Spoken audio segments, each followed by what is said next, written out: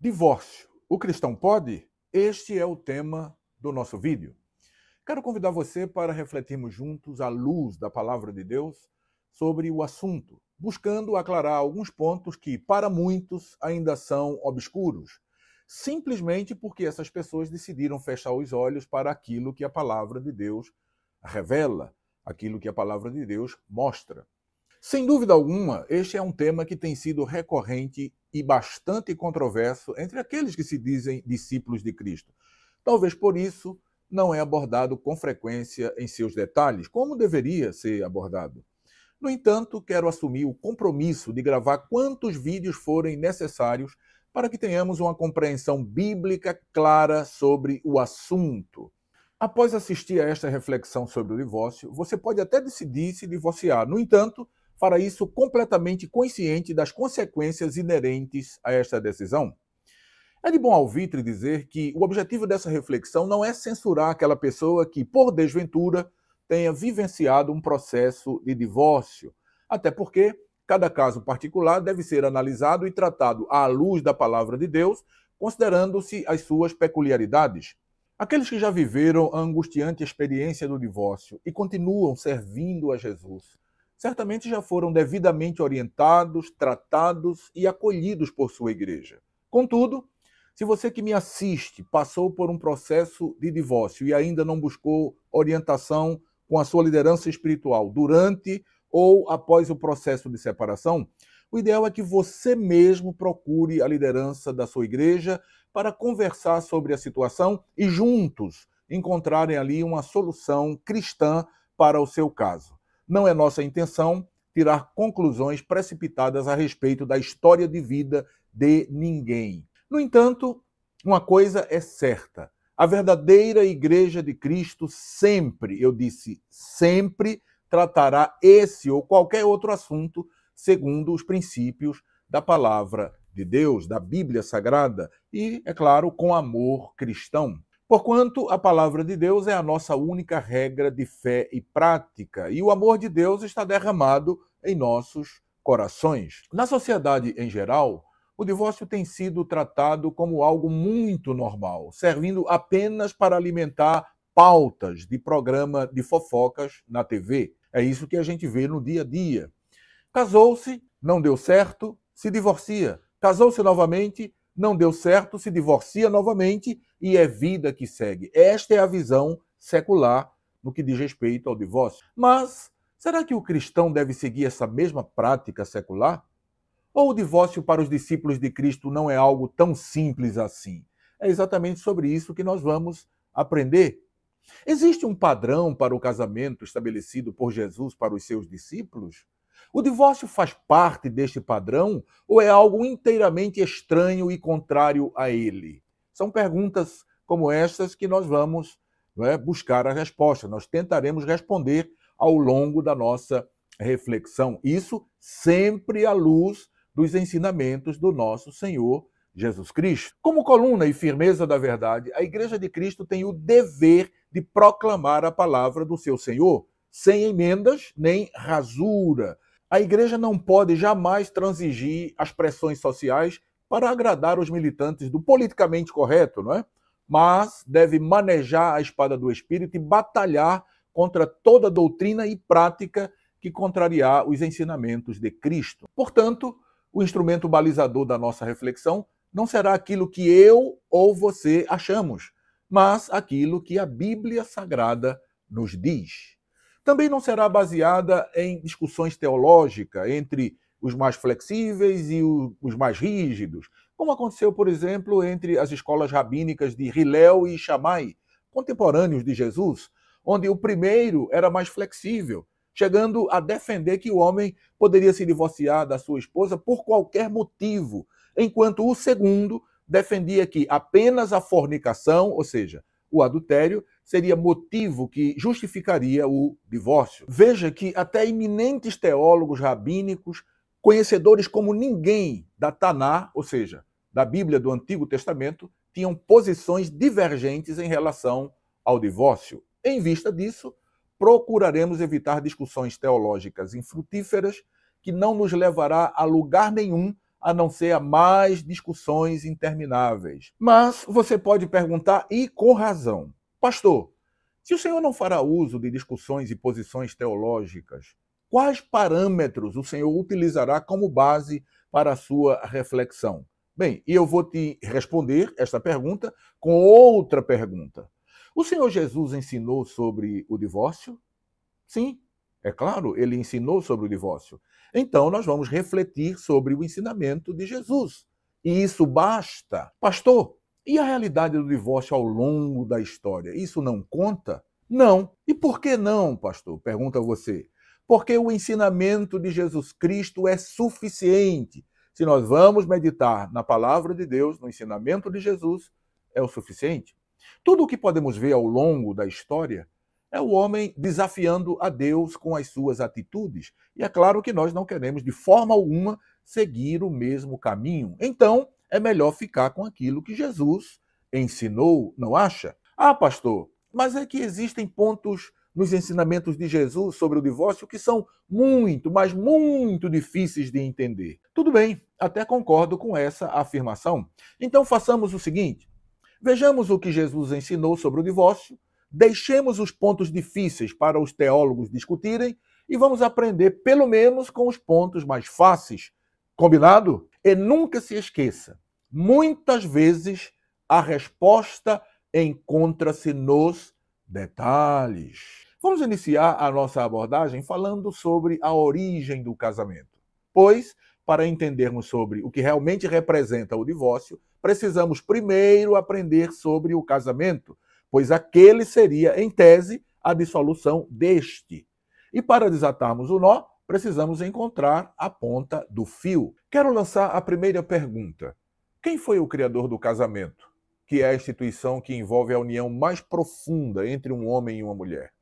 Bem, no capítulo 2 do livro do Gênesis, nos versos 18, do 21 ao 25, a Bíblia revela que o casamento foi planejado e instituído por Deus, a fim de tornar feliz toda a humanidade. Vamos juntos ler o texto sagrado? Então vamos. Gênesis capítulo 2, versos 18, do 21 ao 25. A palavra do Senhor diz assim. Verso 18. E disse o Senhor Deus, não é bom que o homem esteja só. Far-lhe-ei uma adjutora que esteja como diante dele. Verso 21. Então, o Senhor Deus fez cair um sono pesado sobre Adão, e este adormeceu, e tomou uma das suas costelas e cerrou a carne em seu lugar. E da costela que o Senhor Deus tomou do homem, formou uma mulher e trouxe-a a Adão. E disse Adão, esta é agora osso dos meus ossos e carne da minha carne. Esta será chamada varoa, porquanto do varão foi tomada. Portanto, deixará o varão o seu pai e a sua mãe, e apegar-se-á à sua mulher, e serão ambos uma carne. E ambos estavam nus, o homem e a sua mulher, e não se envergonhavam. Como vimos, Deus é o fundador da instituição chamada casamento. Ora, se Deus é o autor dessa instituição, então somente ele tem as prerrogativas para estabelecer como deve ser a sua obra, ou seja, a sua criação. Então vamos aos detalhes do texto e aprendamos sobre esse magnífico projeto de Deus que é o casamento. Primeiramente, vimos que Deus não criou o homem para viver solitário. Aliás, é o próprio Deus quem diz, não é bom que o homem esteja só. E logo após essa declaração, Deus tomou uma decisão. E qual foi essa decisão? Far-lhe-ei uma adjutora que lhe corresponda. Bem, aqui estamos diante de decisões divinas, portanto, inquestionáveis. Nos versos 21 e 22, a Bíblia mostra como Deus fez a mulher. Deus anestesiou o homem, fez uma cirurgia para retirar dele uma costela, e a partir dessa costela, Deus fez a mulher. Até aí tudo bem, ok? Ao voltarmos um pouquinho nesse capítulo, ou seja, no capítulo 2, nós vemos como Deus criou o homem. A Bíblia revela que Deus formou o homem do pó da terra, soprou o ruach, o espírito, em suas narinas, e o homem tornou-se alma vivente. É o que diz o verso 7 do capítulo 2 de Gênesis. Não esqueça dos detalhes. Pergunta: por que Deus utilizou um modus operandi completamente diferente quando criou a mulher? Ele não poderia ter criado a mulher também do pó da terra? Já parou para pensar nisso, para refletir? Bem, a resposta que encontramos no próprio texto para essa questão é que Deus queria fazer de um, dois, para depois fazer de dois, um. Por isso, ele retirou um pedaço do homem para fazer a mulher. O verso 24 diz: e serão ambos uma carne. Ou seja, Deus fazendo de dois, um. O casamento, queridos, foi planejado por Deus como uma união exclusiva entre um homem e uma mulher, tornando-os uma unidade composta. O casamento é, sem sombra de dúvida, a instituição que proporciona a união mais próxima, mais íntima entre um homem e uma mulher. E o objetivo de Deus nessa união não é outro, senão a complementaridade de dois seres criados por ele. Ou seja, diferente do que prega o feminismo, homem e mulher não são oponentes, mas complementares. Não esqueça mais nunca disso. Se as pessoas entendessem isso, certamente haveria menos divórcio.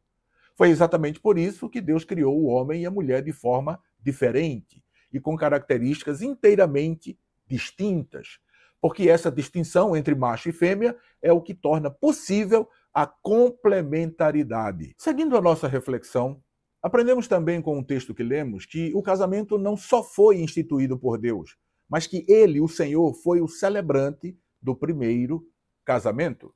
O texto diz que, após criar a mulher, o Senhor trouxe-a ao homem e o ato seguinte foi a instituição e celebração do primeiro casamento. Lá no versículo 24 do capítulo 2, Deus proclama: portanto, deixará o varão o seu pai e a sua mãe, e apegar-se-á à sua mulher, e serão ambos uma carne. Note-se que o Senhor não dirigiu essa declaração àquele primeiro casal, ou seja, a Adão e a Eva, não é? Até porque ambos, homem e mulher, não tinham pai nem mãe, como teriam todos os demais seres humanos depois deles. Então, Deus não estava dirigindo aquela declaração a eles. Deus estava com aquela declaração instituindo o matrimônio e deixando o modelo para a posteridade adâmica. E qual é o modelo de casamento deixado por Deus segundo esse texto bíblico? Bom, em primeiro lugar, deve ser celebrado entre homem e mulher. Depois deve ser monogâmico, ou seja, um homem para uma mulher. Deve ser monossomático, e aí fala da junção mais íntima entre um homem e uma mulher. E por último, fala da indissolubilidade, ou seja, que o casamento é indissolúvel, que é representada aí pela junção mais íntima realizada pelo próprio Deus, envolvendo um homem e uma mulher. Podemos confirmar isso resgatando o que Jesus disse lá em Mateus 19, 5 e 6, onde lemos: e disse, portanto deixará o homem pai e mãe, e se unirá à sua mulher, e serão os dois numa só carne. Assim não são mais dois, mas uma só carne. Portanto, o que Deus ajuntou, não separe o homem. Essas palavras de Jesus, queridos, foram dirigidas exatamente às pessoas que tratavam o divórcio como algo trivial, como algo normal, sem maiores consequências. E Jesus fez ver a essas pessoas e a todos que, diferente disso, o divórcio tem suas implicações espirituais sérias, porque atenta contra algo criado pelo próprio Deus. Imagine se você fosse um pintor ou um escultor e projetasse uma obra de arte e produzisse com muito esmero, e depois de pronta, alguém viesse e começasse a modificar a sua tela, acrescentando cores e traços completamente diferentes, ou mesmo com um formão, quem sabe, golpeando a sua escultura e modificando a sua forma original, o que você faria? Ficaria satisfeito em assistir a essa violência cometida contra a sua obra de arte? Ou tomaria as providências necessárias para que a sua obra de arte fosse preservada, para que ela não fosse arruinada? Bem, eu creio que você utilizaria todos os recursos disponíveis para proteger a sua obra. E é exatamente isso o que Deus tem feito ao longo da história, utilizando pessoas, ou seja, homens e mulheres, para defender a instituição sagrada do casamento. Se você é servo ou serva de Deus, não pode querer agradar aqueles que estão dilapidando esse patrimônio divino sob qualquer pretexto, sem pelo menos denunciá-los. Infelizmente, muitos dos que receberam de Deus o encargo de ensinar a sua palavra têm negligenciado o tema e preferem evitá-lo para não desagradar a alguém.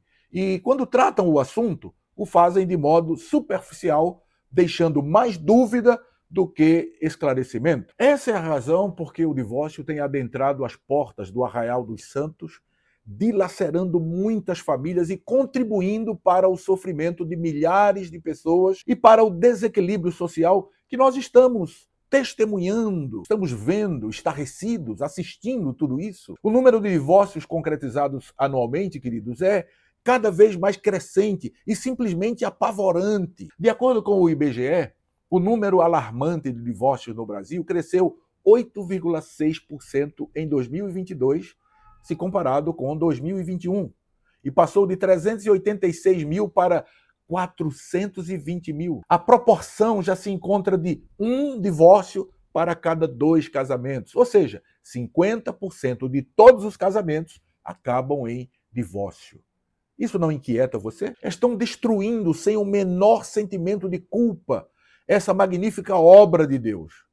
A humanidade parece que simplesmente esqueceu que o casamento é uma instituição sagrada, que foi instituída por Deus no princípio da criação, conforme já temos visto, e que ninguém pode destruí-lo sem arcar com as consequências dessa atitude predatória, insana. É só dar uma rápida olhada para a sociedade e ver o caos em que estamos atolados. Não precisa muito esforço, dá só uma olhadinha e vê o que está acontecendo. Maridos desorientados por terem aceitado passivamente que lhes sequestrassem a liderança familiar.